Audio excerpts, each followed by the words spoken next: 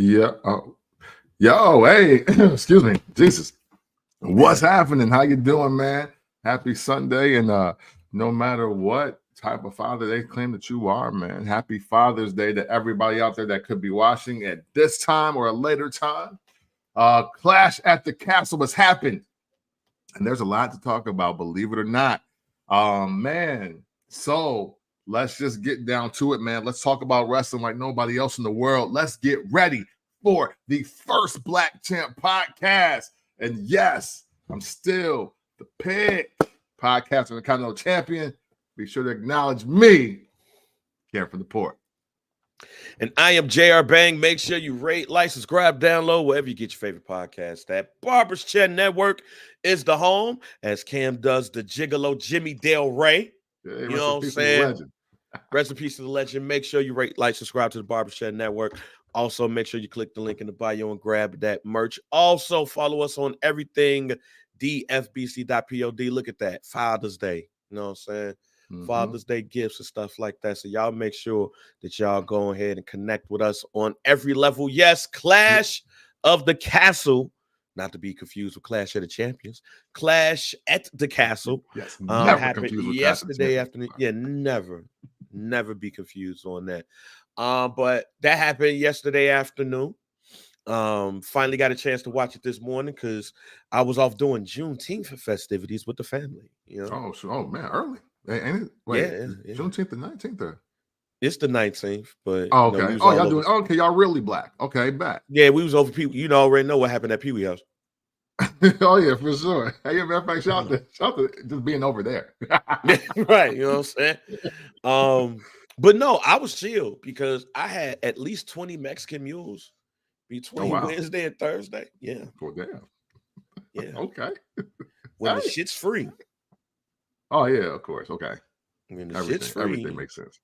Everything makes sense. But finally got a chance to watch Clash of the Castle. I watched the first match before we left, which was Cody Rhodes and AJ Styles kicking it off, as they should have, because we knew what the main event of the night was going to be. Got a chance to watch the rest. So, as I asked you after every PLE now, did it feel like a house show to you? Man. You know what? No, you know what? I'll keep it real on this one, man. This one didn't really feel like a house show to me. This felt like, again, like a tier B PLE, but I gotta stop saying that. And I want to stop saying that by saying this, man. Shout out to all of these overseas, European, UK, just other country crowds. Man, listen, from the opening intro and the bell, they make me want to be a better wrestling fan. I ain't gonna cap to you. Like, they know the words to the songs. They be in complete English. I can understand everything. They are so appreciative of just the one that everybody came. That's what she said to pause. To do their event. But most importantly, man, like the energy, man, you can feel it through the stream.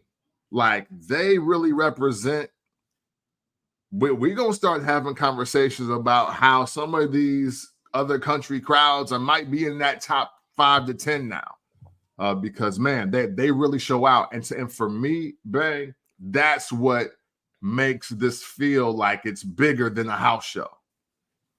Oh, I'll go further. If I'm an American fan, I'm looking at these overseas fans and being like, damn, they way better than we are. They are. And we need to step our game up. Yeah. Or you're going to see more and more PLEs go over there. Man, listen. Like, if I'm Hershey, Pennsylvania, I need to step it up. Hey, for real. You better be happy when some music hit out this motherfucker. Yeah, you better be happy in this motherfucker. If I'm Las Cruces, New Mexico, I need to step this shit up. Yeah. El Paso, Texas, I need to rep Eddie Guerrero. Man, listen. Heavy. Straight up. It's amazing, man. I'll admit, like, you know, obviously we're spoiled to a degree because everybody has to live in the States. So, you know, even the overexposure to seeing them on social media in so many different areas, you know, they're going to be in a city near you if they're not going to be in your city. And man, it's classic American entitlement at this point, man, because I see now why. Like now, I'm also super convinced that all this slander for wrestlers is only coming from Americans, because damn, do they get love, like an unbelievable amount of love. Like they're still treating them like superheroes. They're still treating them like, you know, top tier movie stars or top tier athletes, and we just don't have that anymore. And it's sad. It's sad because I do believe you're right. Because man, if now what if that what was it? They just call it the UK invasion. What if they have like another invasion, but they only doing Raw and SmackDown overseas, and that's what's going to be live, and that's what's going to be the PLEs, because you got to go where the love is. You got to go where the love is, and so it makes a lot of sense, man. But you are absolutely right. We Americas, we got to step it up as far as crowd at these house shows, at these Raws, at these SmackDowns, at these PLEs, or else you're going to see the tide turn. And right, these non-American PLEs feel like Super Bowls. Man, listen. Puerto Rico felt like a Super Bowl. Clash at the Castle last night felt like a Super Bowl. Anytime you go over Saudi Mania 1 through 6, feels like Super Bowl. Yeah, man. Outside of Chicago, not saying it because I'm from there, but outside of like Chicago, New York at the Garden, it don't feel like the Super Bowl. For sure. It feels like, thank y'all for entertaining us. As y'all should. Like this is what y'all should be doing. You go to some of these other spots, it's like, yo, we about to turn up. It feels like a Super Bowl like atmosphere. Now for this PLE felt like, all right. This PLE felt like the road to SummerSlam started. It felt like the Royal Rumble. Wow. Like King of the Ring felt, we there. Yeah. It's lit though, but it's the King of the Ring, and it was kind of anticlimactic. Yeah. Right. Because especially with who won, we picked them and all of that stuff. And as wrestling fans, we're gonna do that. And it was an upset here on the show. But we kind of had an idea of what Clash of the Castle was gonna look like, especially with the main event of the night.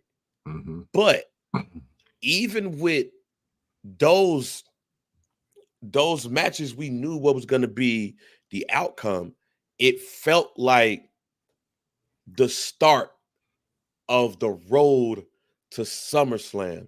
We got Money in the Bank coming up next month in Toronto, and then after that, we got SummerSlam. So it felt like we were on the road to WrestleMania. Yeah. But Royal Rumble, whatever's in between, and then WrestleMania, Clash at the Castle, Money in the Bank, SummerSlam. So let's go ahead and get into that real quick. Let's actually start with the way that it ended. Now, on this show, I'm not even going to call this a bang be knowing moment. I think that the writing was on the wall. CM Punk was going to cost Drew McIntyre the world championship. Yeah. It just feels like to me that the WWE had or has no intention yet, keyword is yet, on putting a belt on Drew McIntyre, and CM Punk is coming off of his injury, and they don't have any plans on putting it on him, which goes into one of the most anticipated grudge matches of all time. But CM Punk, as the referee, comes in, don't count the 3, kicks Drew McIntyre in the ding ding, and then you got Damian Priest, and shouts out to Damian Priest for continuing that match off of a scary botch where he could have fucked all this shit up. But I'm gonna start with Drew McIntyre and CM Punk. Is this the most anticipated match on SummerSlam? If we're talking SummerSlam, yes. And this is very interesting, man. Again, like as you said, Bang, we said like weeks, maybe even a month ago now, that this is going to like culminate at WrestleMania. But man, they're doing a hell of a job with this buildup They haven't had one match yet, and this has been a top 3 story, and probably not 3, depending on how you're gauging your stories in wrestling, the entire front half of the year. We're in June now, and now this has just been reignited. It's interesting because in a time where we don't really salute the storytelling as much anymore, and it's more about like the 5-star match or just the actual match or the actual like spots and moments, man, they are killing the storytelling of all of this, because it literally started with the Royal Rumble and wanting to be the champ. But now they've totally got sidetracked on the title, even though Drew's been going after titles. But the real story is, nah, you got to deal with me. And even though they both got injuries, it's still like, man, salute to both of these gentlemen, because they're telling the hell out of the story that really all started just because they want to be the best. And what guys don't identify with that? Yeah, this is a masterclass of storytelling. No match needed, just a couple of incidents and them talking shit. And it's going to culminate in what I believe is not only the most anticipated match at SummerSlam, it's the most anticipated in quite some time. Because they ain't touched each other really. Yeah, like no. you've seen moves here or there and all of that, but they ain't locked up. Yeah. They ain't had like a Donnybrook. Yeah. They ain't had fisticuffs. They ain't had shit. And I want to speak to that, because what was very clever by Drew and CM Punk, literally as he sat there, as the 2 count was there, and he just looked at dude like, what the fuck? He got up and was just like, now normally I'm thinking, oh, hey, Claymore in the corner. Like, I'm about to steal off dude. He about to get hit with the lariat, something. He just started choking him. I was like, hey, they know all about that. But more importantly, I was like, oh, so he get a chance to like engage also and choke him back. And then if it went, and then the low blow is choke, low blow, we done here. That's it. I'm out the ring. Let the match end. I was like, that's very interesting. So like, even in the moment where in a story, Drew could have squashed Punk in that moment, still chose not to. It was almost like, why are you even here? Versus I'm gonna kill you when I see you. So that is, again, I think that is masterful. It's like, yo, yeah, we know what y'all want to see. Not yet, though. No punches thrown, just a choke. Yeah. And a kick to the nuts. Yeah. All it is, it's Paul's worthy segment here. It's a dick tease. It's like going to the strip club.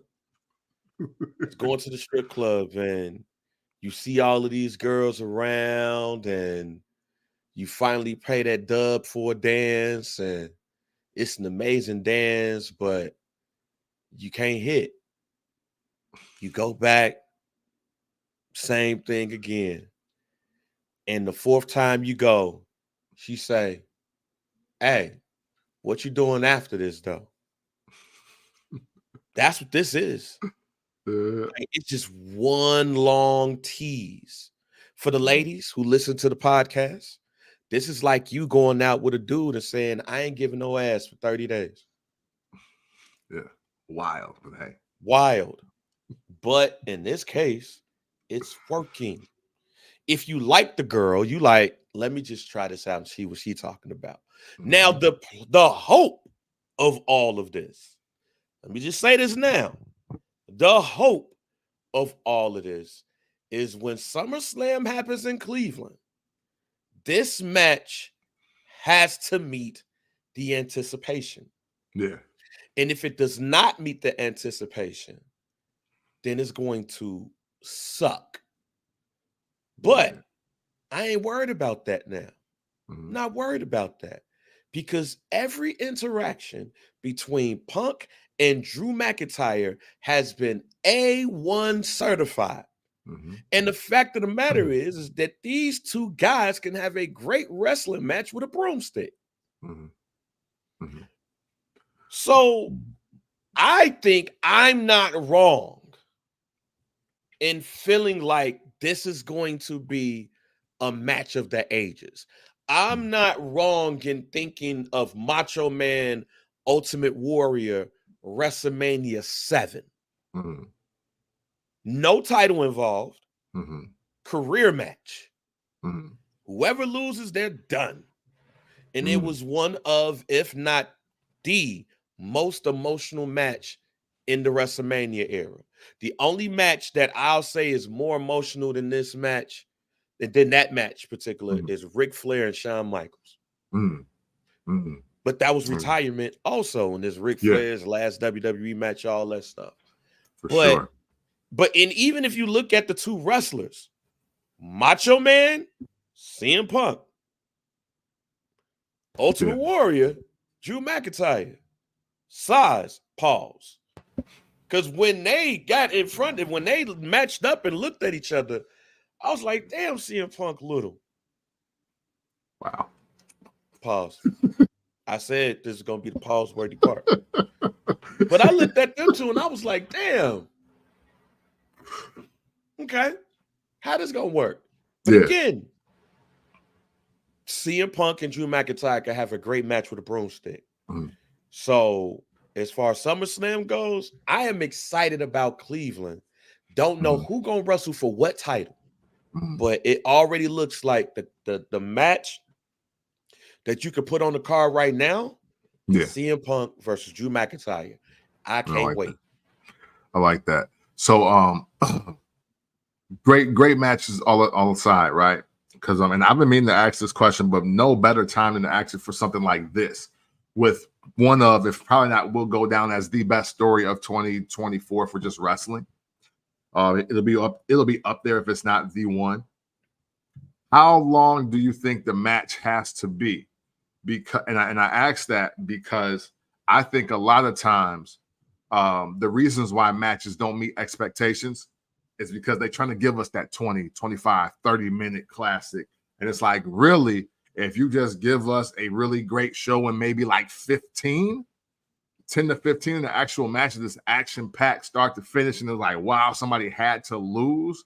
I think that is better a lot of times than the 25, 30 minutes, 7 false pins type of match where it's like, I don't even remember what the story was about. Well, you got to give us 20. Okay. At least. Okay. The finish is where the question is. How do you finish this match? Is it CM Punk wins first match, Drew McIntyre wins the second match, and then you have your rubber match? Is it vice versa? Is it a dusty finish? Like, I don't know. And you can have a great match and the finish is terrible and it messes up the whole match. Yep. So there's that too. It's so much pressure on these two guys. But I just want to see them lock up at this point.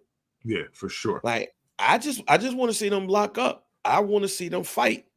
And during the scrum, somebody had, before they asked the question to CM Punk, they said that they would like their first match to be a Hell in a Cell match. And CM Punk said, you get this fantasy booking shit out of here, fam.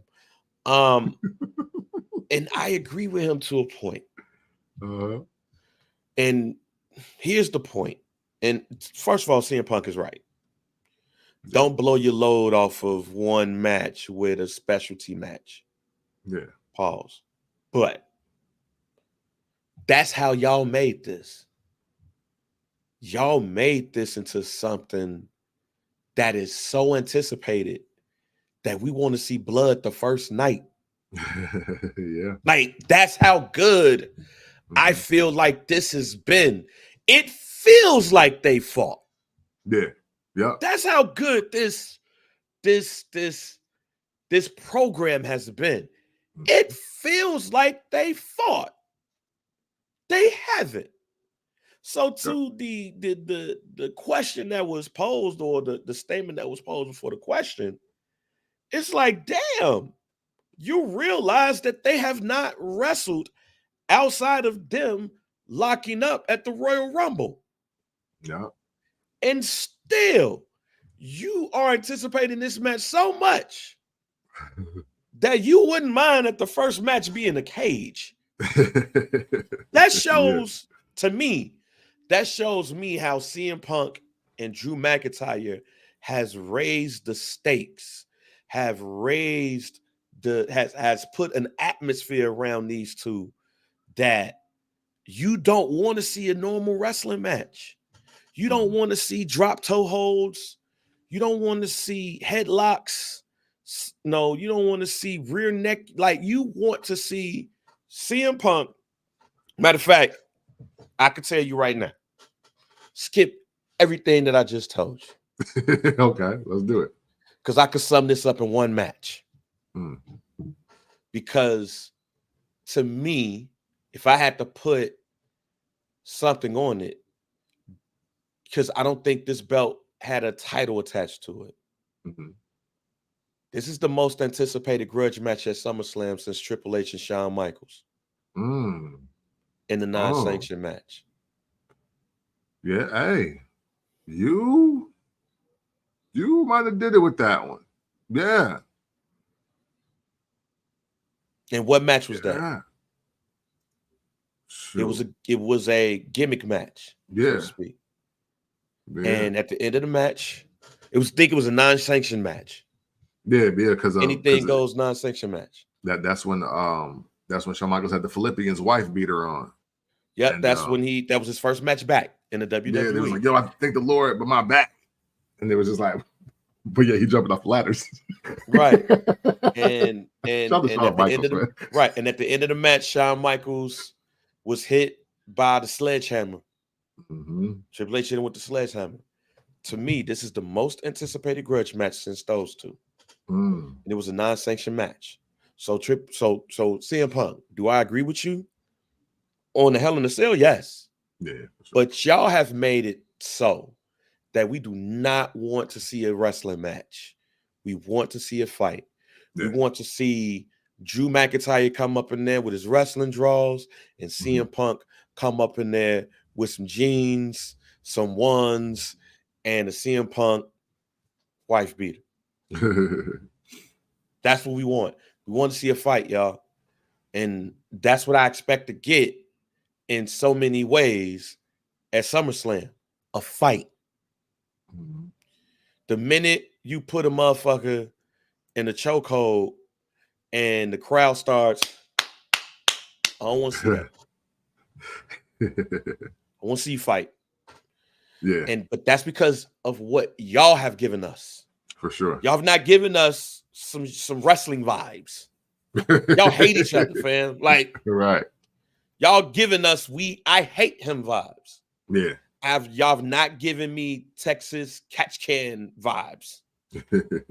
You've not given me King of the Ring vibes. You have not given me you've not 2 out of 3 falls wrestling technician matches. Yeah, you're not giving me Bret Hart versus Owen Hart vibes. Yeah.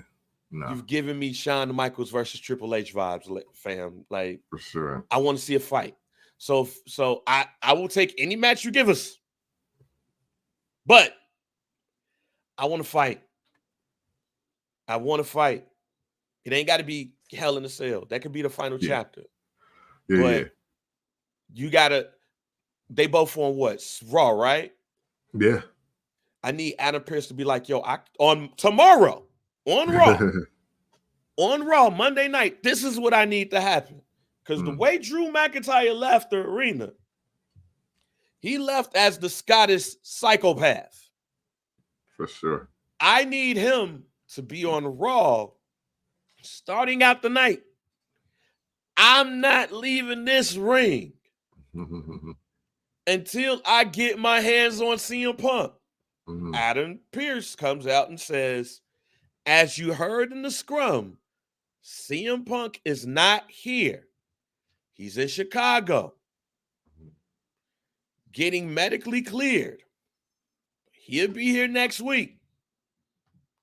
But Drew, you can take out your anger out on insert wrestler here. Yeah. Jug Dome and it's a McDonough. Claymore. Get the fuck up out of there. Mm-hmm. I need to see a red in the face of anger. I need Kill Bill.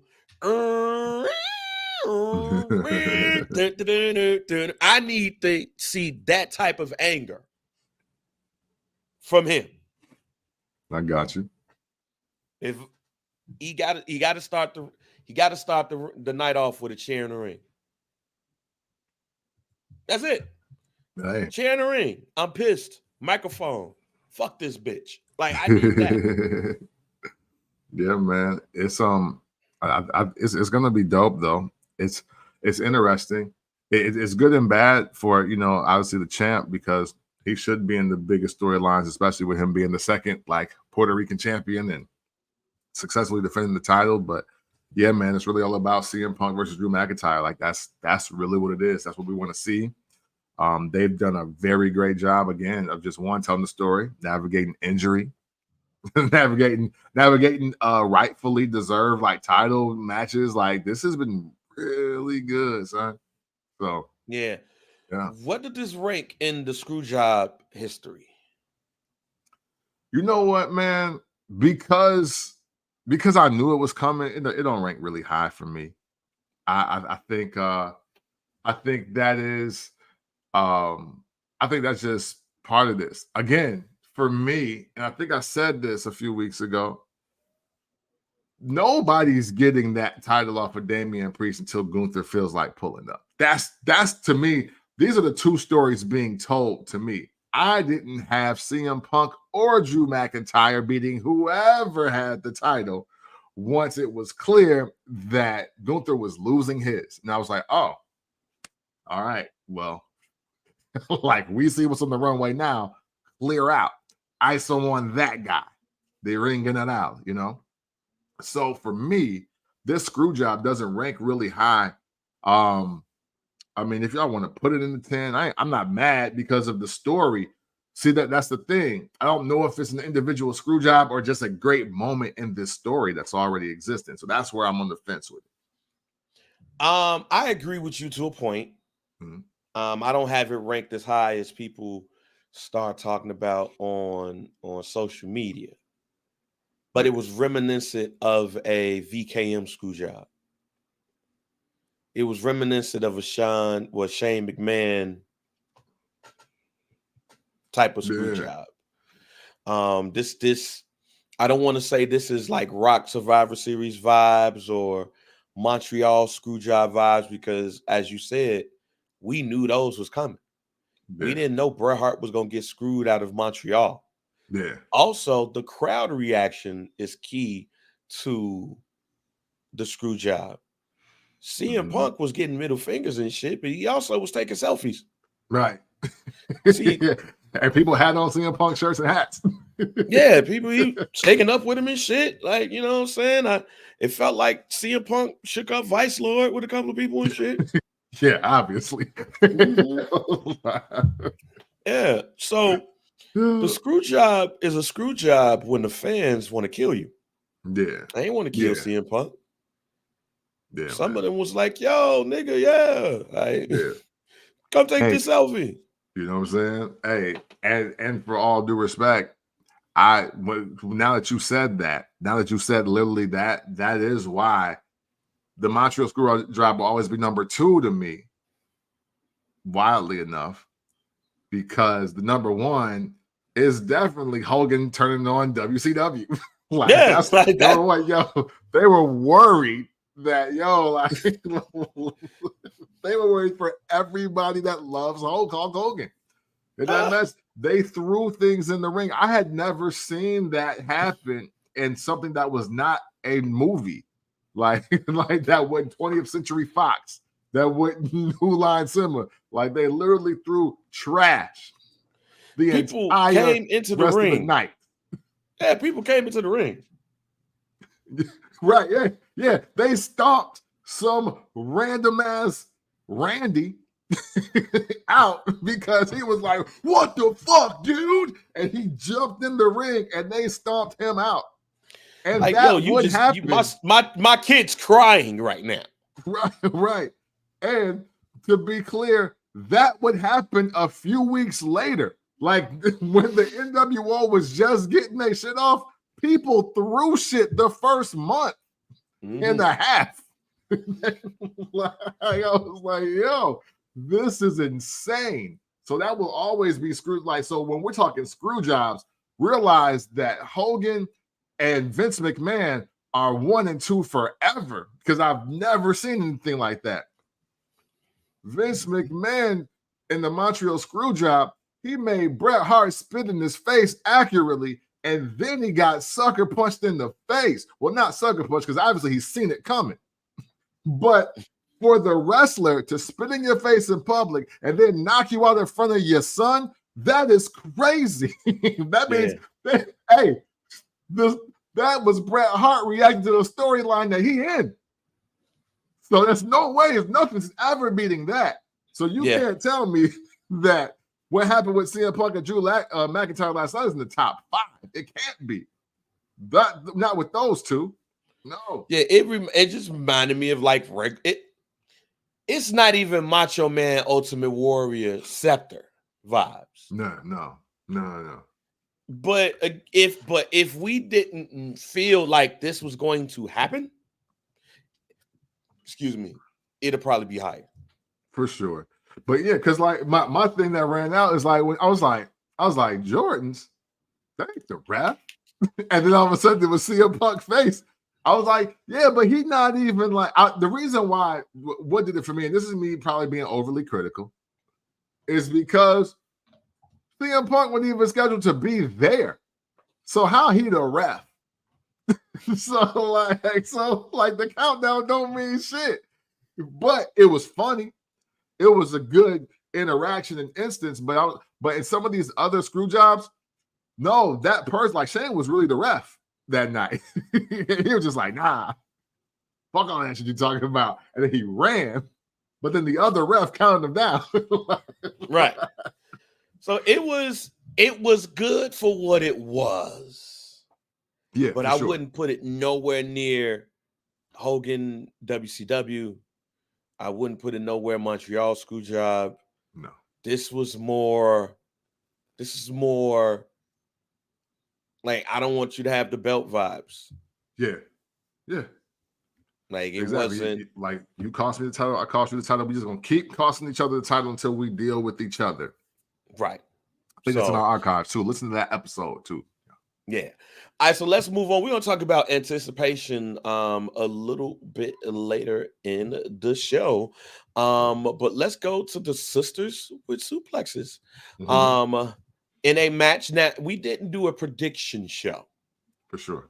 But if we would have did a prediction show, I think both of us would have picked Bianca Belaire and Jade Cargill retaining the tag titles. Yeah. I would have picked it off the simple fact that I didn't really know where they were at.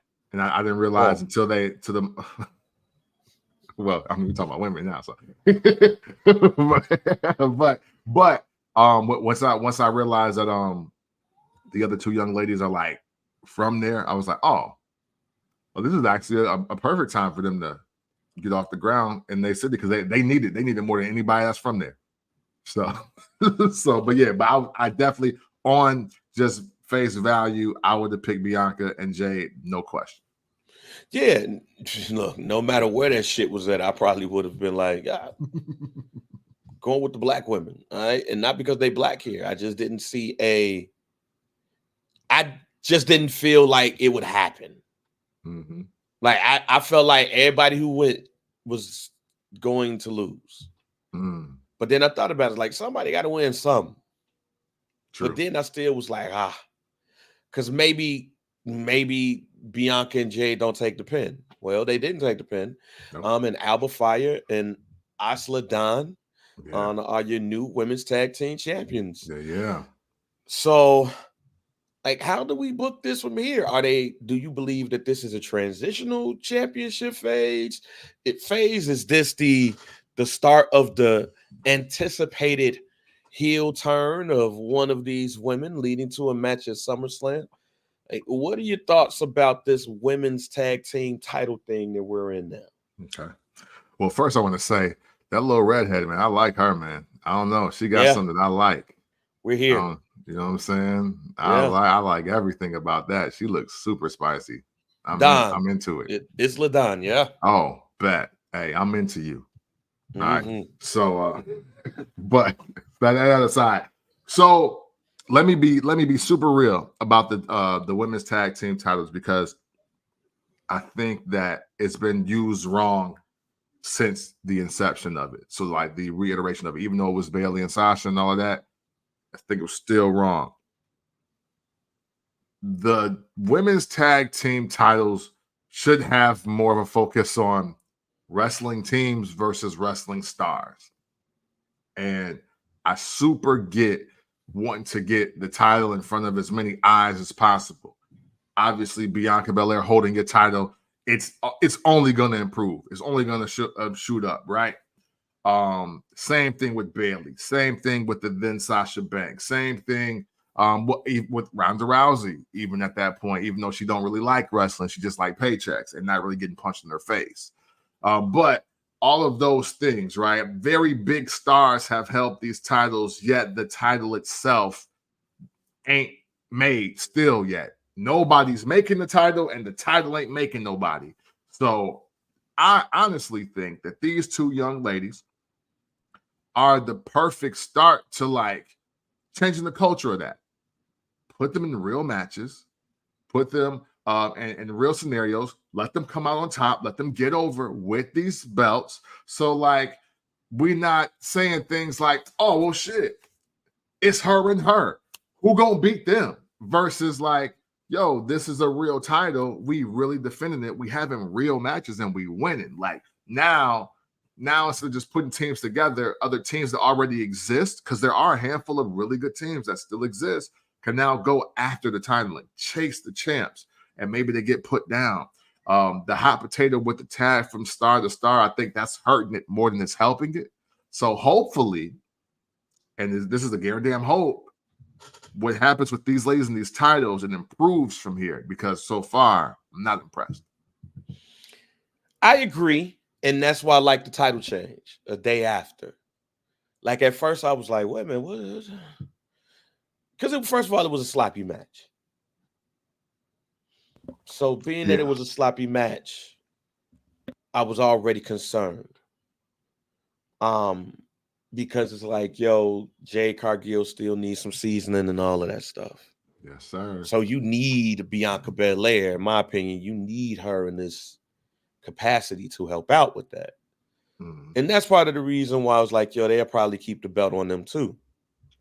Because I'll be honest with you, without the tag team championships, there's no reason to keep them as a tag team.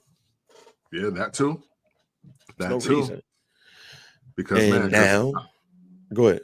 I was gonna say, because man, this is actually slowing Bianca Belaire down. If we're keeping it 100% real. Triple H, Mr. Levesque answered all of y'all internet questions. Oh, what would they look like together? And they should be a team. Black women empowerment. Yeah, he did it. And now, but you see it in real time. They didn't wait to 2032 to finally do it. They did it right now, where y'all swore that Jade was ready to do this, and it's slowing Bianca Belaire down. Bianca Belaire is the superstar of the year for what she's done for the rest of this women's division without holding the title. That is my take. It is not hot. We should acknowledge it. Like, to me, right now, there is no greater superstar in the world of wrestling than Bianca Belaire with what she's done just the first 6 months of this year. I want to stand firm on that. So not only do I agree with you, this is why I believe that the WWE is using the tag team championships as a mid-card title. Now, WWE should take the main card should take a page out of NXT's book and have a mid-card women's championship. NXT now has the North American Women's Championship. Kaylani Jordan is the first ever North American Women's Champion. There needs to be a Women's Intercontinental Championship, or give it another name. Give it, have a Women's European Championship, or the TV title, or something like that. But if you're gonna do this, that's what you need that for. The WWE is using the tag team championships as a mid-card championship or a title just to put on, as you said, to keep a name in your face. Think the title belongs around Dawn and Fyre, or anybody else that comes up as a tag team. Like, for example, I what's Shorty name that's with Shayna Baszler? Stark. I want to say Tori. Yeah, Tori Stark. Zoe Stark. Zoe Stark. I'm sorry, Zoe Stark. Yeah, they're not even a tag team to me. The only tag team that was in that match was Dawn and Fyre. Yeah, that feels like a true tag team. Yeah. Candice LeRae and Indy Hartwell feels like a tag team. And I know there's other people that you could put together as a tag team. That's what feels like a tag team to me. And those are the people that should be wrestling for those belts. So, yeah, I agree with you. And that's why we need a championship, a mid-card championship for the women, that you could put now that I don't mind Bianca Belaire being the champion. Like, I don't mind Bianca Belaire being the WWE Women's TV champion or some shit like that. I don't mind that at all. But what I do mind is her being in a tag team that don't really exist outside of the belt being on them. So that's what makes it this little weird to me. But considering what we saw last night, I kind of know the answer that you're going to give here, but I got to ask it anyway. Is Jade ready to go solo? No, not in this environment, man. Unfortunately, like, because we're very critical of the men wrestlers, right? Because we're not attracted to them, and like that's part of the gig. They gave Jade 5 moves of doom, and she's not completing them all every night. And that's the problem. Like, her bicycle kick, she missed it a couple times in the last couple matches. Very scary moment for her too, though. Off that rope on that hot tag, that didn't look good. And I'm not saying that to be critical. I was like, man, I was genuinely concerned because she hit that rope. I was like, ooh, whoa, don't do that. But I also think this the little things, bang, and about that hot tag.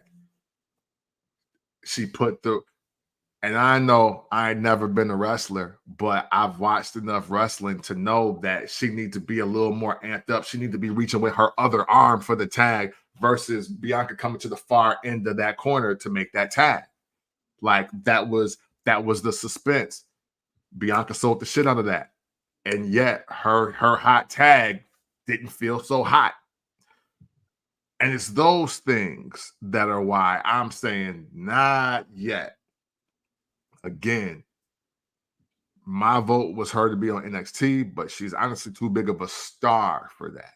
And I get it. She's not like, this is me, and I'm hoping I'm speaking to the wrestling community that is very critical or overly critical of everybody. Jade Cargill is not here to be the greatest professional wrestler of all times that happens to be a woman. Jade Cargill is here to capitalize off of being genetically like incredible and being a great athlete. You know what I'm saying? And that comes with big entertainment. Look, I mean, the Storm thing is real. She will not stop until DC Marvel picks her up. If that's the right movie, a franchise, I am sorry. That's not really my bag. But I think for that, you know, it's so with that, I'm trying to be fair fair as possible, because I know her thing ain't, yo, I'm trying to be the greatest woman wrestler. She's literally right in between what Ronda Rousey was and what Maria Menounos is. You know what I'm saying? Like, she's right in there. It's like, it ain't that she don't give a shit, and she still could be better than we expect. But right now, she right in the sector there, but she just happens to be a very big star just by looking like that. Yeah. Jade Cargill is a perfect example of why I believe that a mid-card championship should be there. Mm-hmm. Because she's the person I don't mind the mid-card championship being on. Mm-hmm. Especially when you spotlight. That's how you spotlight a mid-card belt and keep somebody solo, right? Because also it puts her in matches as a solo artist and putting her up against people that's going to help her grow. Mm-hmm. You can do like we did with Gunther. You could do like they did in AEW with her. Because she did grow from when we first saw her to where she left. I don't need her to do athletic shit. I need her to do power shit. Mm-hmm. She don't have to jump off of ropes. She don't have to, show her athletic prowess.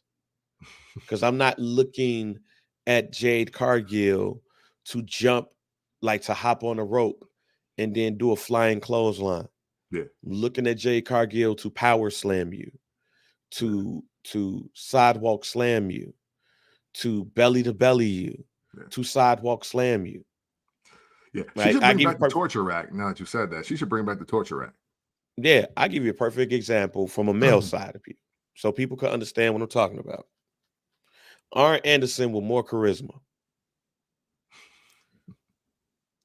Arn Anderson, to me, is a great Mac technician, and will give you the power move to fuck you up. Spine buster. Move that everybody up in using. I did not expect to see Arn Anderson jump off the top rope. I barely saw him jump off the middle rope. Like, yeah, hey, that's true. That's true. I'm going to give you a clothesline. I'm going to give you a spine buster. I'm going to give you a figure four when needed. I'm going to give you a power slam. And I'm going to talk shit. I don't need that from Jade Cargill. I don't need her to jump off anything. She's too strong to be doing all of that shit. Now, if she could do it by all means, but that takes a lot of work and practice in match. Yeah, buddy. And even on the power side, she was messing up a little bit. But yeah, bicycle kick, give me the Sheamus kick, the bro kick. And as you said, like you've said to me on many occasions, I like the wrestlers that just go up in there and beat your ass. Yeah. Yes, sir. Never gets old. Ladies and gentlemen, I need her to be more Bruiser Brody than the athletic guy that jumps around and shows you that they could do everything. No, not looking for Jade Cargill to do that. Just whoop somebody's ass. Like, just ragdoll a bitch. Yeah. You said torture wreck. I'll go one further and put a bitch in the full Nelson. And just ragdoll her ass. Yo, hey, she could be woman Bobby Lashley. I'm here for that. And I don't, and nothing about Bobby Lashley dropping off the second or third rope ever impressed me that much. Yeah. Yeah, so, but I think, see, what you're saying is great, because these are the things that just as wrestling fans, I think need to be said, because too often, especially when it comes to the women, everybody is so critical of the women. It's just like, oh, you either great or you suck. And it's not that cut and dry. Sometimes it's just about finding your footing as a superstar. And a lot of guys have this problem too, but we just overlook it because we are invested in the women for two different reasons. Women historically through wrestling, either you got to be really beautiful or you got to be really good. But we haven't taken a lot of time to build women characters for you to be several types of women in wrestling. I think that is kind of why the 4 horsewomen were able to be who they are, and they're such an anomaly. It's like, oh, this is 4 type of women that you could be in wrestling. So now at least there's 4 types, because Hogan, Savage, Flair, and Shawn Michaels aren't the same guy. Right. You know what I'm saying? And then when you throw in The Rock and you throw in Steve Austin, they're not the same guy. And now we're seeing different versions of who to be, like Bianca Belaire. The reason why she is so successful, that's the 5th type of woman to be like in wrestling. Rhea Ripley, the 6th one. So it's like, we got some great blueprints. Where do you fit in and all of that? And I think what's being missed by Jade Cargill and maybe the people like, that may be with her in another time is that she has the potential to be a different kind of powerhouse wrestler. She doesn't have to quite be China, because China couldn't even wrestle with the men. I mean, because she couldn't even wrestle with the women. This is a pure mismatch. And then you had your Beth Phoenix, but she can be bringing that back, but revolutionizing it at the same time. And unfortunately, but what they got her doing, it ain't translating as that. I want to see her put a bitch in the bear hug and just ragdoll their ass. That's a fact. Just drop her. Matter of fact, give you another wrestler. You said Bobby Lashley. I'll go in further. The person who found her and got her into professional wrestling. Yeah. Go be Mark Henry. For sure. That's Hall it. of Pain vibes, though. Unless you want to be sexual chocolate, I'm not mad at. I'm not mad at that either. You could put me in the Hall of Pain. Hey, willing inductee. But man, I look at Mark Henry as a perfect compliment to her, like to the point where I wouldn't mind if, when she does make her turn, before she even comes out, Mark Henry pops out like Paul Barrett did when he came back to the WWE in the red coat. And Michael Cole be like, wait a minute, what? That's Mark Henry. And Mark Henry says, things are changing here. The Hall of Pain is back in business. And it has a new proprietor. And that person's name is, and the snow started falling. There's a storm coming. And it's Bianca Belaire. And she basically mimicked what Mark Henry does in the ring. Mark ain't got to do all that jumping on ropes and all of that shit. Facts. He just beat people ass. Yeah. That's it. I'm here for it. That would be incredible, actually. That would be incredible. Y'all want me to turn the corner on Jade? Do what Bang said. Yeah, I'm there then. That's it. She just beat people's ass. And she make people scared of black women. Like most white men, ages 18 to 34 is. Yeah. Unless they're attracted to them. And they like to be in the Hall of Pain as well. They actually like to really be in the Hall of Pain. We just talking. They want a bitch to step on their shit.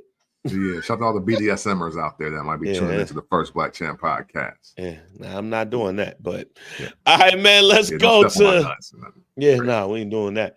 Let's go to the first match of the night, which was for the WWE Undisputed World Heavyweight Championship, or whatever that shit's called. Cody Rhodes defeated AJ Styles in a I Quit match, which whether it was going to be a Money in the Bank or Clash at the Castle was expected. Yeah. But the interesting thing was Solo coming out and then the Bloodline coming out, but then also Randy Orton and Kevin Owens coming out to even score. But Randy Orton did those subtle things in wrestling you got to watch out for. He took a glance at the belt. Yeah. Looked at the motherfucker like, okay, I ain't helped this motherfucking while. So, my question to you is when should they pull the trigger on either one of these guys? And that, no matter of fact, before I even fully ask you this question, I'll tell you, remember, guys, if y'all listen to last week's show, if y'all watched last week's show, I'm staying with my SummerSlam prediction. For those who might not know, let me break that down to you, or for you. Let me break it down for you. My SummerSlam prediction. It starts with Money in the Bank. My prediction is that Solo, with the help of the right-hand man and the other guy, the Gorillas of Destiny, because I forgot what nickname they gave Tungaloa. But I also believe that now that their brother is out of his New Japan Pro Wrestling contract, the taller one, I can't remember Buddy's name, but I think they're gonna call him Tala Tunga, because they did trademark the name Tala Tunga. All right. Okay. So I believe there's going to be another debut at Money in the Bank, and with that debut, Solo will win the Money in the Bank. And then you will have an even stronger, in their eyes, bloodline. Mm-hmm. I think when we get to SummerSlam, we're going to hear Solo's name after Cody Rhodes successfully defends his title against Randy Orton, but Randy Orton punts him, thus turning him back to what he's best at, being a heel. And then Solo's music is going to come on. Randy Orton is going to walk past him, look him up and down, and walk off. Kevin Owens is going to be like, "What the fuck, fam?" And then The Rock's music is going to play. And he's going to give the Money in the Bank contract to The Rock, who's just going to give him a rock bottom, people's elbow, and come off with the championship, thus preparing everybody for WrestleMania, where will be The Rock and Roman Reigns for the championship. With that being said, after seeing what you saw at Clash of the Castle, how should these next 2 months go when it comes to Randy Orton, Solo, Cody Rhodes? Well, I want to see the story of Cody versus the Bloodline, like 4 or whatever, take the forefront, because it's a testament to both Cody and the Bloodline with no Roman Reigns in sight. Why do I say that? Because Cody is over, right? Nobody's in doubt that Cody Rhodes is over. But Cody, high key, has been also wrestling a lot of over people. It's like Seth Rollins, Roman Reigns, Drew McIntyre, Damian Priest, Dominic Mysterio, like AJ Styles, everybody over. Everybody. Cody Rhodes ain't made 1 star yet. All right, let's just be crystal clear on that. Cody is mastered being over the over guy. Okay, awesome. But now, though, get these wild Samoans over. All puns intended. Now put your title and your likeness and your ability, which is top tier. So let's not think I'm ever shitting on Cody Rhodes. Cody Rhodes is a top tier superstar. But now you gotta put in the real work, though, Cody. Solo and them ain't really it. They could be it, but they not really it. You ain't helping. Paul Heyman ain't helping. We want Roman chants are still going on.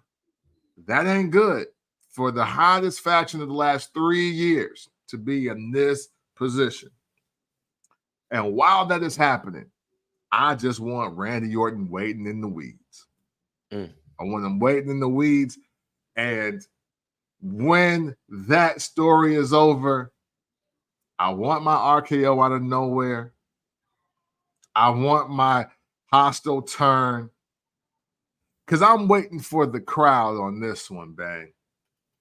I already know what I expect to see happen, and I'm going to enjoy it, even though I feel it in my soul and my spirit what's about to happen. But I want to see what the 2024 WWE Universe feels about Randy Orton. Do y'all really like this face Orton? I know I don't. Or do you really want the true greatest Randy Orton of all time, who is, in my estimation, a top 10 wrestler, not 10 ever, heel Randy Orton? That's how I judge wrestling fans now, man. What Randy Orton you like?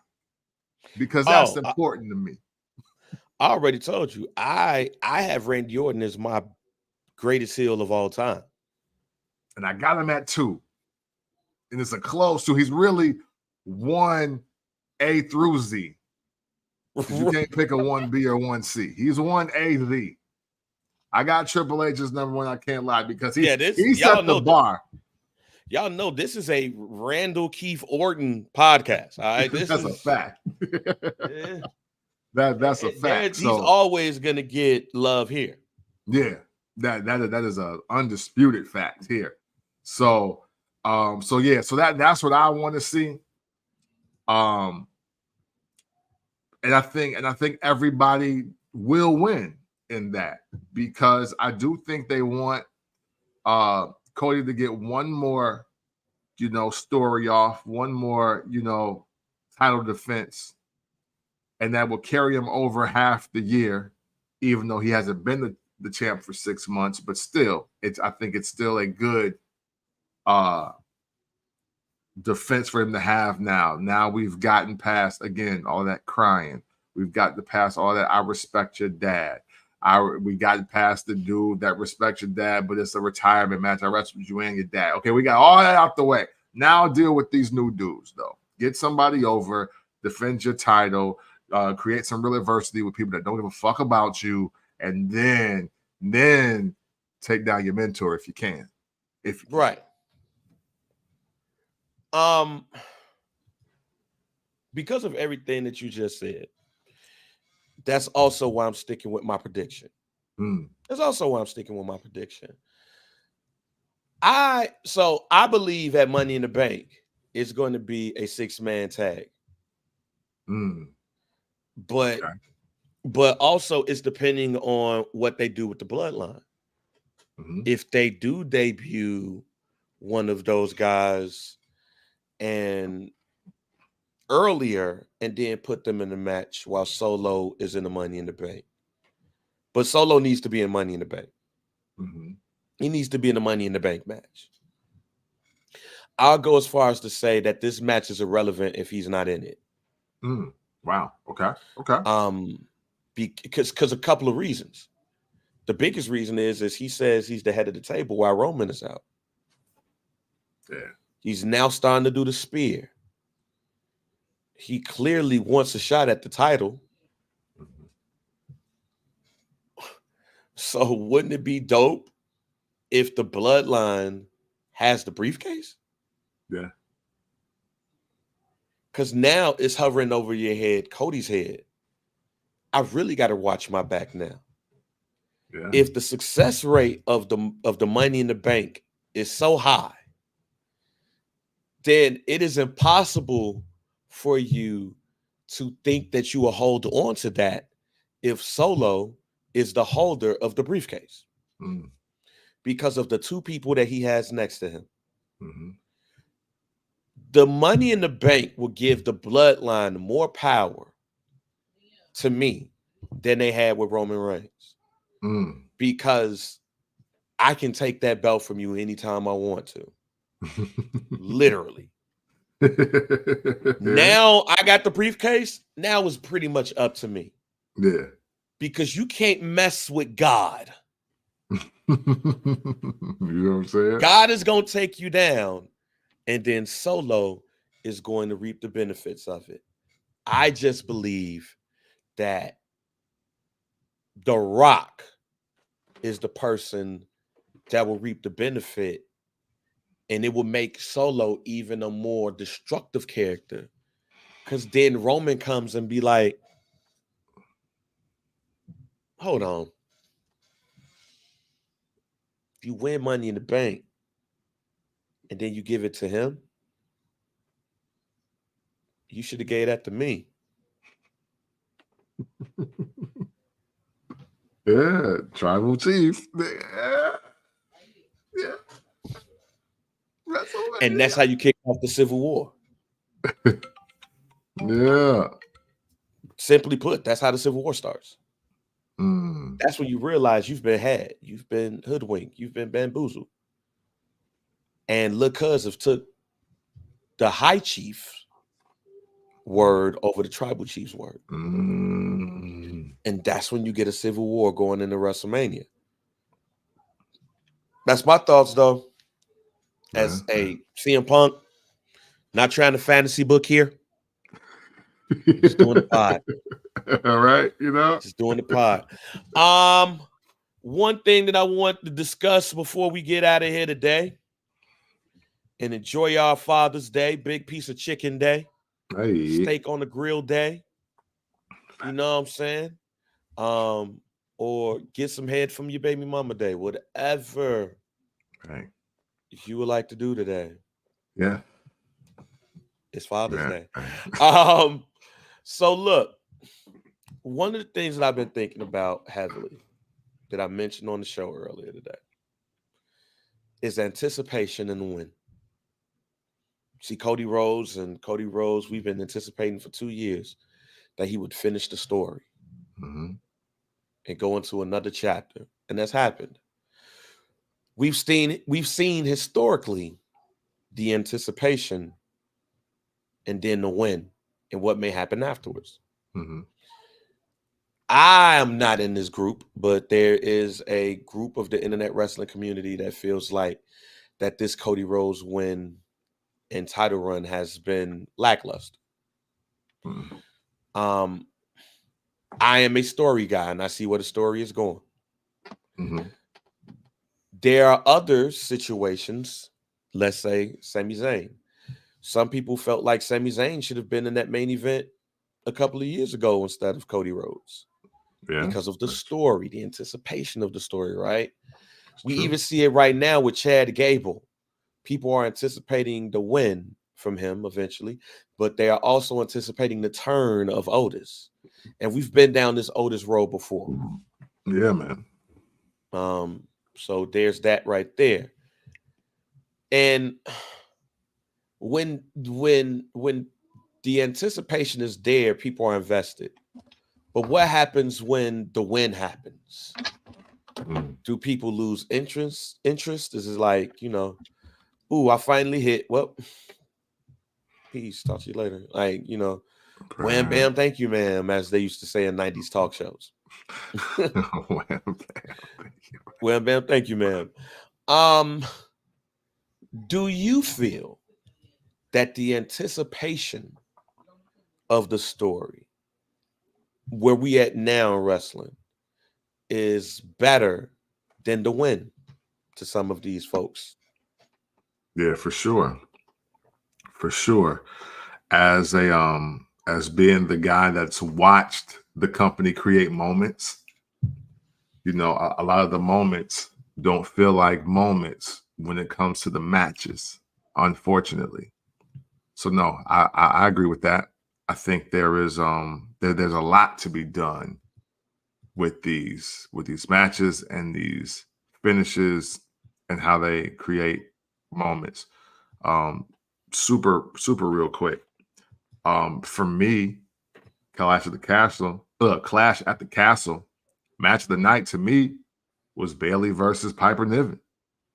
I thought, and I thought that was a great story being told, start to finish. Chelsea Green, I'm into you. I thought that was a really great show, start to finish. And even with the finish of that, it was like Piper lost very strong at the crib. And I think that's important because not only did it not seem that Bayley can just move on to the next, it also let me know Piper win that title between now and WrestleMania. And you can book that. So this is something that I've struggled with in these last couple of days.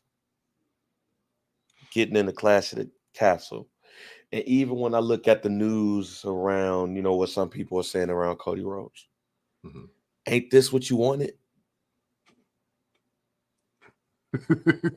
Let's be real. Tell him again. Tell him again. Ain't this what you wanted? This is what y'all wanted. Y'all wanted Cody Rhodes to win the championship. Finish the story. Finish the story. Finish the story. Don't change now. Yeah. It's a new chapter.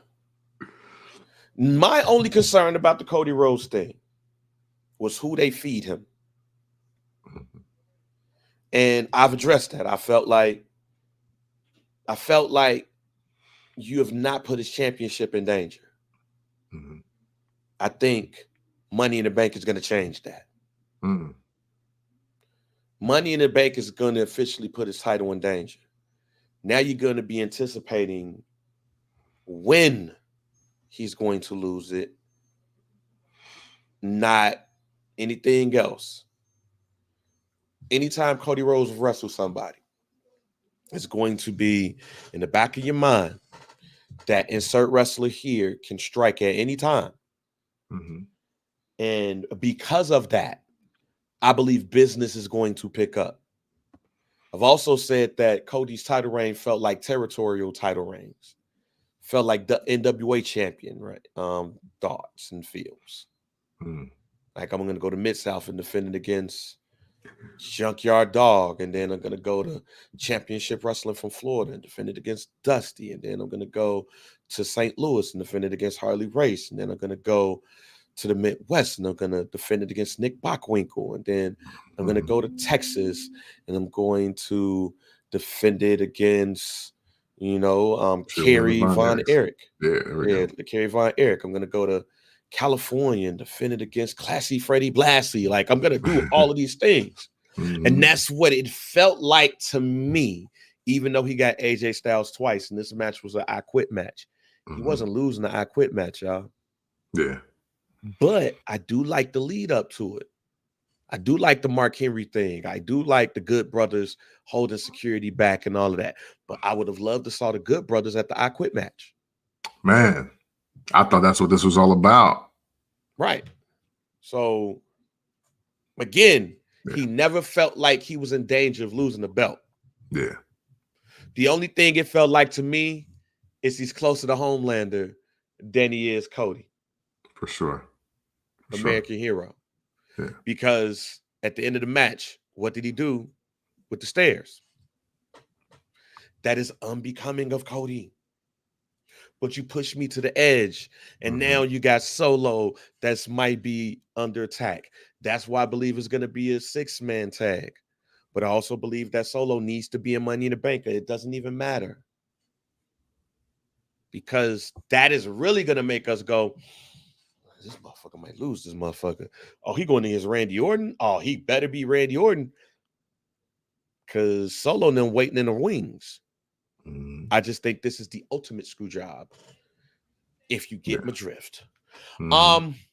So, yes, I believe that the anticipation is better than the win. Because if you've just using sex, again, as an example, you've been waiting to hit. And no matter if it's good or bad, you know you can get it again if you did what you were supposed to do. I'm not going to anticipate it the second time as much as I did the first time, unless I'm promised some nasty shit the next time. In this case, the nasty shit is a gimmick match. Hell in a Cell, Last Man Standing, I Quit, a simple steel cage match, Falls Count Anywhere, Judy Bagwell on a pole match, whatever the fuck it is, right? I just think that the internet this is why I don't listen to the internet wrestling community, because you spend all of that time talking about the anticipation and less about when it actually happens and what's next. So it proves to me that you wasn't really invested in the first place. And that's what hinders title reigns like Cody Rhodes or Sami Zayn Intercontinental Championship reign. That's what it can. But I'm going to use those two as different examples. And why I feel like what may be the issue with Cody's reign. I just told y'all I felt like Cody was never in danger of losing the belt. You can't tell me that Sami Zayn has not been in danger of losing the belt. You can't. Because I thought Chad Gable was going to win last night. Hey, man, it was prime for it to be something like that. See, that I think we're officially telling this story too long. Yep. So too long. So yeah, with that, I was like, so once he lost, I want to highlight two things. One, if AJ Styles would have hit Mama Rose with that chair, I would have went away. I would have passed away if he would have hit Mama Rose with that chair when he got out there.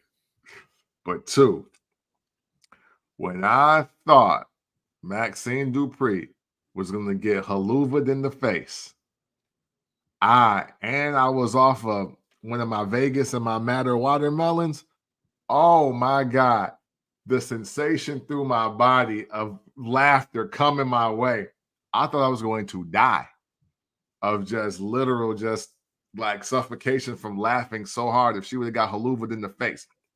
That did not happen. But now that Chad Gable didn't win, hey, we can wrap this up, B. You need to either try the triple German suplex Otis tomorrow, or y'all gotta like decide that this ain't the way to go and just be friends again and start doing push-ups in the back and do and get an ask for a tag title against a tag match against Awesome Truth or something, because this is done here. If that, and again, because it felt like a PLE, the what Bang was saying earlier, and this story don't need to be told too much longer. Like, what is the finish here at this point is my question. See, the finish is Otis now. It goes back to the anticipation part. Now I'm anticipating Otis whipping his ass. But I can tell you what I want. I don't want Otis to whip his ass. I want Otis to turn heel. I told y'all this shit years ago. Pandemic time. Yeah, Otis needs to be this generation's Vader. Otis, we need to be scared of Otis. I don't want Otis to be the happy-go-lucky fat guy with the blonde on his side. Like, I don't want Otis and Mandy Rose. I want Otis to be mean, nasty, and show up for the homie, and the homie is now the Intercontinental Champion. That's what I want for Otis. I don't want Otis to be the Otis. Well, no. I want Otis to eventually look at Sami Zayn, preferably tomorrow night, and say, fuck it, Chad is right. And give that man 5 Vader bombs after Chad Gable wins the belt. I want to say something real quick, though. I do want to kick it with Otis in real life, because for whatever reason that they doing this, I don't know if it's a rib or what, I don't know, but they keep him with a bad blonde on these damn programs and these stories. Yeah, he ain't missed yet, and clearly the thing is, Otis is definitely gonna protect the bad blonde, and they going. So I don't know. Hey, that they say a lot of these storylines and things that they develop and these nuances are hidden in truth. We need to put a camera on damn Otis, and we need to get him on Hulu or somewhere, because I gotta see what's up, bro. Hey, we all do. And the crazy thing is, Maxine Dupree, she could be right along with him. Sure. She could be right along with him. She could get her Medusa Dangerous Alliance on. Get her turned out. She'd be like, look, I can't really wrestle, but I can gouge your eyes and slap the shit out you and hit you with my heel like Sensational Sherry used to or something. Yeah, like she could take off that ankle boot and smack somebody upside the head with it and be like, yeah, that can happen. We could do all this anticipation. We could do all this anticipating, and then we find out that it's going to go in a way that we don't expect it to go. Because I can tell y'all right now, everybody is expecting Chad Gable to get his ass whooped by Otis soon enough. Yeah. Otis can literally grab dude by the neck and be like, I'm tired of you doing that shit. Enough is enough. And then turn around and beat the shit out of Sami Zayn. Mm-hmm. And then look at Maxine Dupree, and she goes from scared to and then they just start whooping Sami Zayn's ass. Yeah. And then Michael Cole be like, what? Huh? You son of a bitch. Yeah. The anticipation is headed in one direction, but we change it and go to another. Yeah. And you don't have to get a Chad Gable versus Otis feud, which it feels like will, depending on how this goes, mess around and be the second most anticipated match at SummerSlam if you listen to the crowd. Yeah, that's true. But the nuance that I want the crowd to pay attention to is, hey, when Otis did the right thing that was wrong, Gable told him how much he loved him and kissed on him.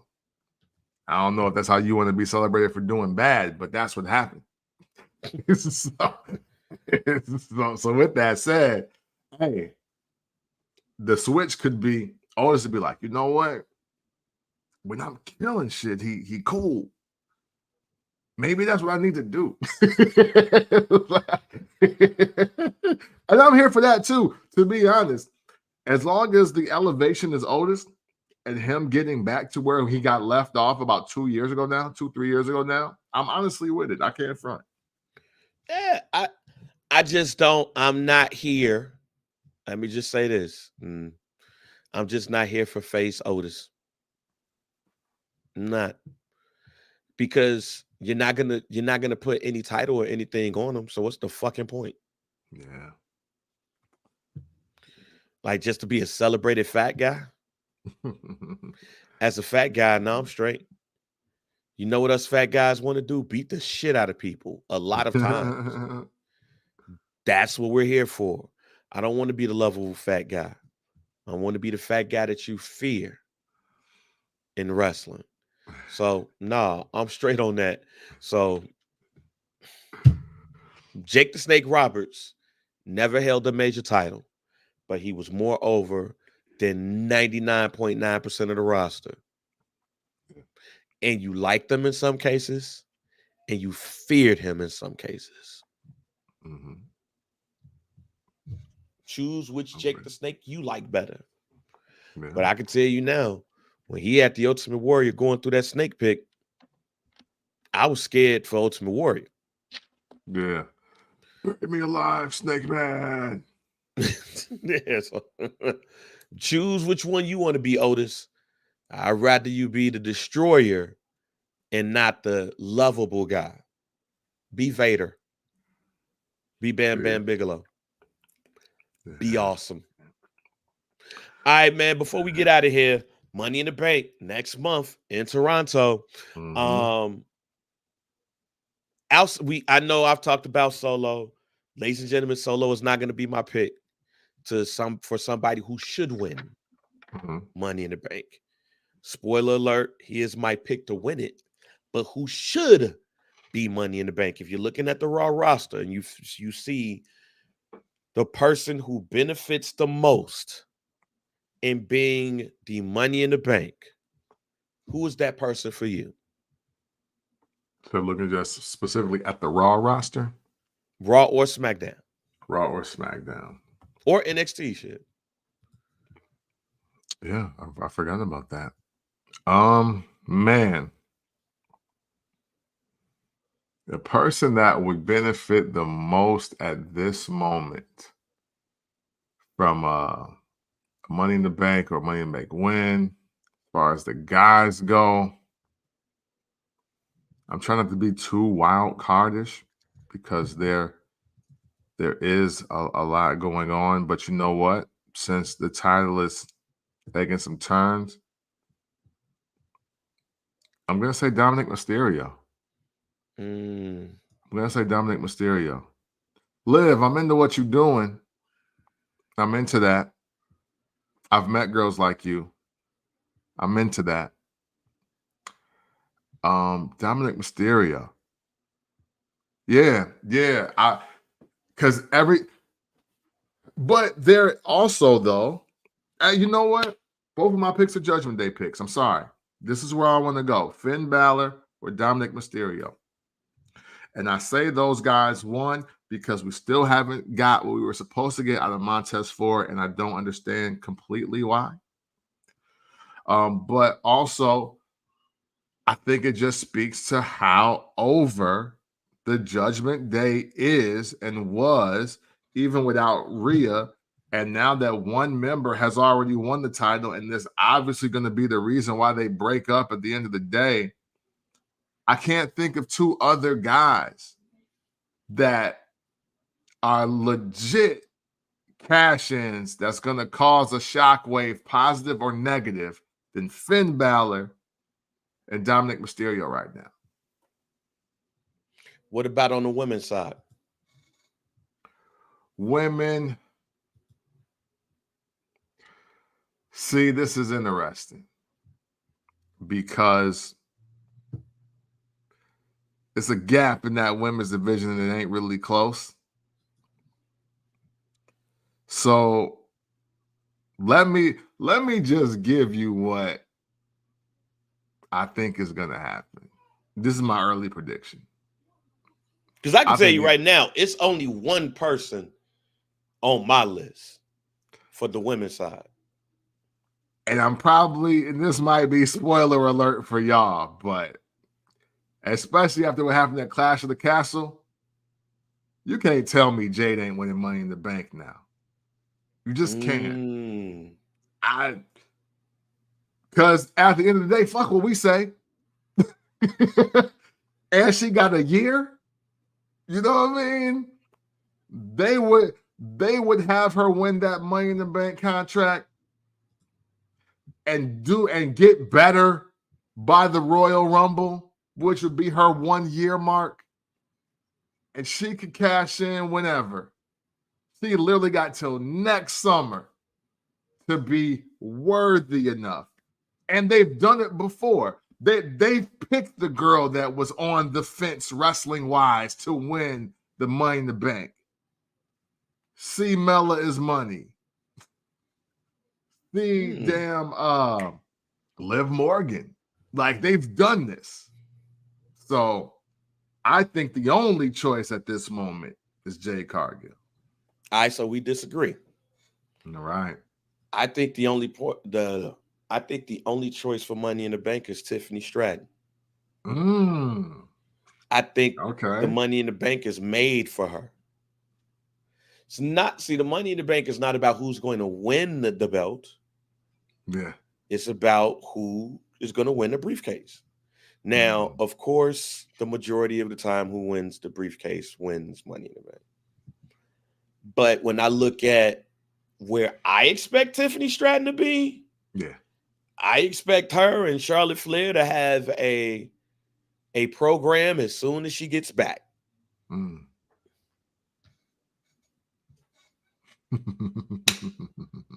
That's easy. Yeah. That's easy. When she finally gets the belt, Charlotte comes out and be like, all right, let me go get it off the young bitch. Who thinks she me? And let me show her who I am. And then I win another world championship.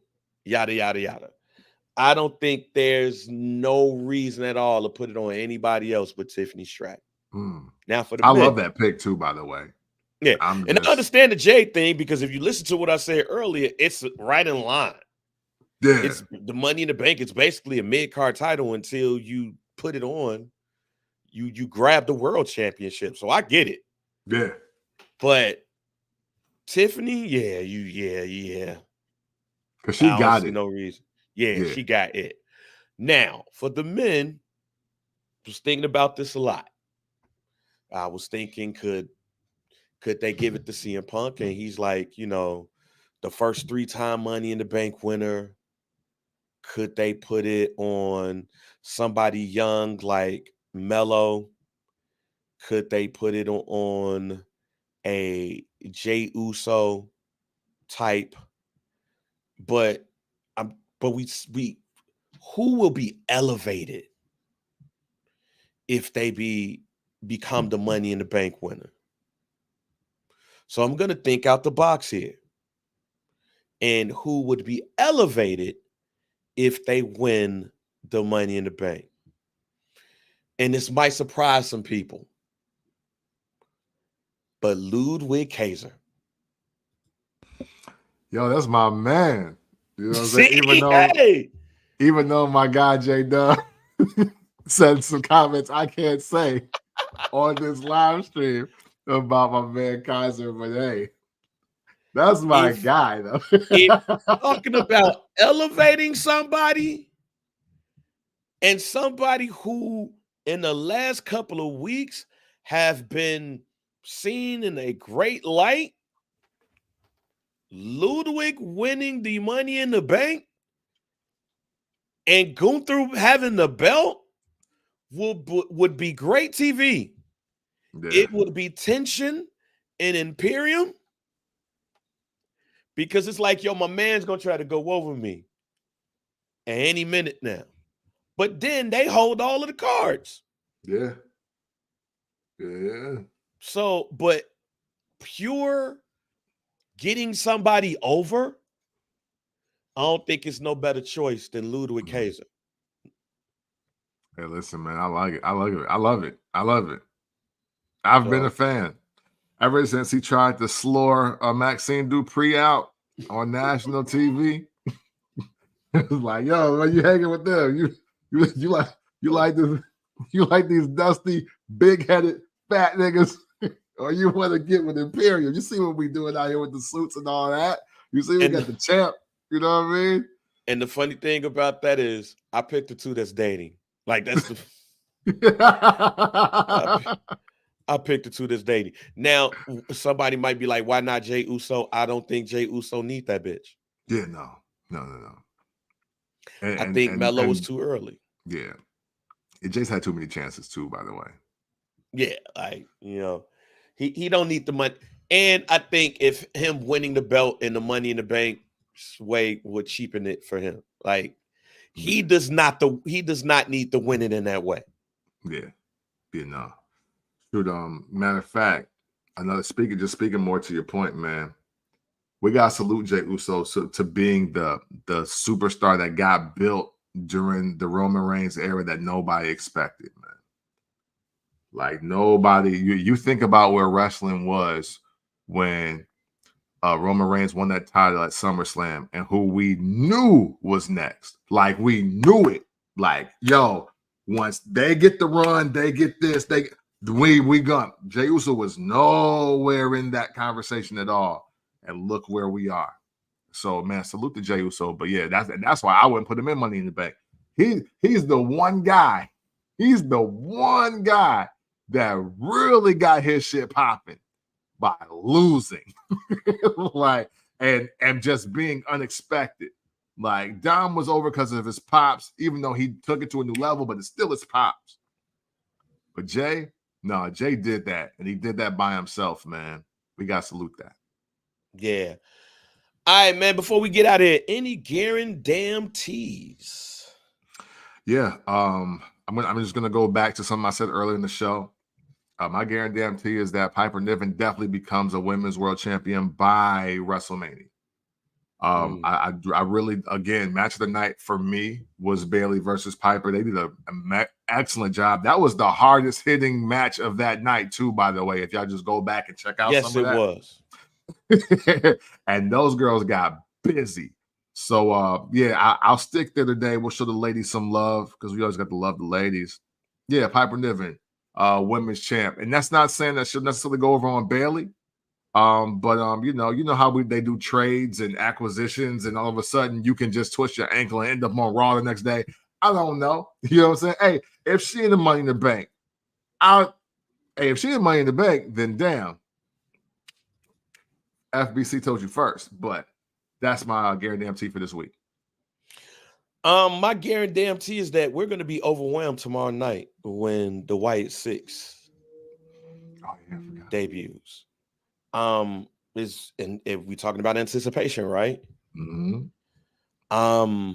I agree with Camp. I don't need Dexter Lumis in this group. Yeah. I don't need, even though I'm a fan of Joe Gacy, I don't need Joe Gacy in this group. Yeah. I'm a fan of Nikki Cross, but I don't need Nikki Cross in this group. You know who I need in this group, though? Eric Rowan. Man, listen. That's it. Yeah. That's who I need in this group. And because of the people that are involved, that's why it's going to be underwhelming. I think whether I've said on this show, I always thought that Bo Dallas, Taylor Rotunda should have been a part of the Wyatt family. Mm-hmm. I believe that even during this time, he was an underused talent. I've been a fan of Bo Dallas since NXT. When he got to the WWE, I was like, yo, they need to make this Bo Leave character a little bit more deranged instead of happy-go-lucky.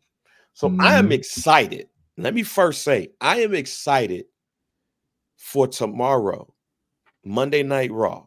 We record on Sunday. So I'm excited for him. Mm-hmm. And not trying to sound like a lame or nothing like that, but he lost his brother. And I can't help but to feel a bit of emotion for him too. Yeah. Being in his prime spot and his brother's not here to see it or be a part of it, because he was a part of that before the health turn of his brother and then his untimely passing. Mm-hmm. But I don't need anything else from anybody else but a Rotunda and Eric Rowan.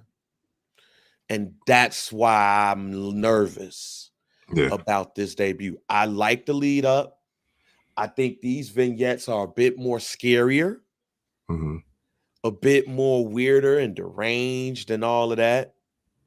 I'm sure he's not going to be wrestling with the Uncle Howdy mask and all of that. I ain't worried about that. Yeah. I'm just worried about the people that's going to be involved in this with him. And not that they're not good people. Sometimes it's just too many people around. Yeah. Sometimes you just need to keep it simple. I don't want this to become the flock. Right. I got you. I want this to be straight. However he's billed, Bo Dallas, Taylor Rotunda. I want this to be a launching pad for him. And my man who's been here through it all, Eric Rowan, is back. Yeah. And we're about to do our thing. If the first person that they attack is Jey Uso, even better, because the Fireflies have been out anytime he does his thing. But I don't need 6 people circling the ring. Well, excuse me, 5 people circling the ring, or 4 people, and Bo is at the end of the ramp waiting for them to attack. I don't need that. I need Bo, Taylor, however he's billed, to do his thing with Eric. I don't need nothing else. And that's why I feel like it's going to be a bit underwhelming. I agree with what you're saying, but to just add a couple more additions that I'm okay with. I don't care if it's Rowan, Bliss, and Braun with Bo. That's it for me. Because I don't think you need Randy Orton. I think, man, if you're gonna do this Wyatt 6 thing, it should culminate into everybody that was actually a part of the story. I just feel like it should be that way. Like, don't discredit the people that literally watched Bray Wyatt become Bray Wyatt and what was happening after that. I think that's important. So, so with that, underwhelmed, I could see it. Hey, man, make us wrong. That's really all I got. Make us wrong. Yeah, make us wrong. Oh, they out. They've been released. Oh, no, they sold out. Damn. I would have spent the money on them. What you got? The Deion Sanders shoes back. Oh shit! Well, like the OG Falcon joints. Yeah, the DT Max. Nice. Damn. I missed that one. Shit. Yeah. All right, man. Look, great show. Thank y'all for tuning in. For again, all of the fathers that listen to the show, happy Father's Day. Yes. For people, the uncles, the grandfathers, the cousins, the stepfathers, the mentors. You are all appreciated. Happy big piece of chicken for you too. Single mamas, stay out the chats. Y'all have Mother's Day. This is about us. Nobody chose your baby daddy but you. Yeah. So instead of trying to take credit on Father's Day, think back at the mistake that you made by picking the baby daddy that you did. You should not let him nut in you. But accept the blessing that you do have, which is a amazing child, if that child is amazing. Yeah. But today ain't your day. Today is our day. As Camp's shirt says, acknowledge your daddy. Please do today on Father's Day. Camp, the floor is yours. You know, and also, hey, listen, man, we want to spend a special shout out to all of you men that may fall under those umbrellas that are just trying to be dads, but you're not as fly with the moms because just, hey, leading, piggybacking right off of what Bang said. They're making everything about themselves. But you know, you put in the work, you know, you're trying hard. I'm going to leave you with some words that my cousins, Spike and Verl, had said to me a few months ago, actually, a couple months ago, maybe. Never get tired of doing the right thing.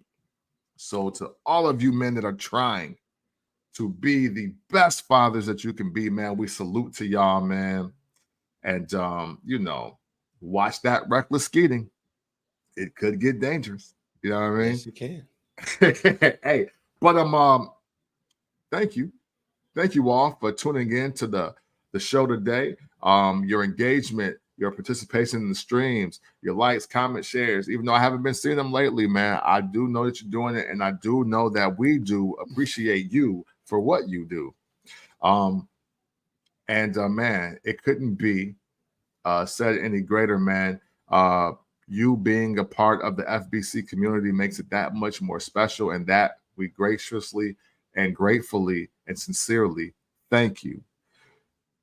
So, if you ever want to talk about wrestling in an unconventional way, you do so by checking out the First Black Champ podcast. Pick VP DOC, and we are out. I hate I quit matches, by the way.